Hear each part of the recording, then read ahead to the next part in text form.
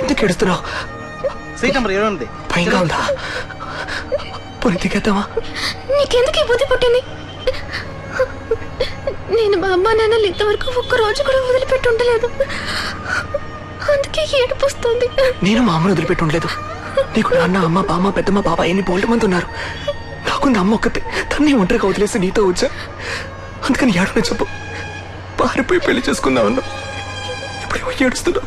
ఏం చేయను నేను? నీ ఉద్దేశం పెద్దవాళ్ళని తలుచుకుని ఏడవకూడదను? నేను మనిషిని, నాకు ఎటువంటి పనులు అలవాట? నేనేమైనా రోజుకొకరిని వెంటేసుకు తిరుగుతున్నాను? అంటే నేనేమైనా రోజుకొక దాన్ని వెంటేసుకు తిరుగుతున్నానా?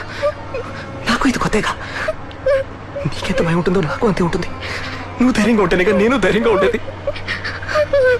నువ్వు ఉండలేవనుకో, రా మీ నాన్న దగ్గరికి పోదాం, మన విషయాన్ని చెప్పేద్దాం. తిక్కా నీకు తెలిసే మాట్లాడుతున్నావా? ఈ విషయం మా నాన్నకు తెలిసిందా మన ప్రాణాలతో ఉండవు. ముందు నీ చేత్తో నాకు తాళి కట్టు, ఆ తర్వాత చూద్దాం ఎవరేం చేస్తారు.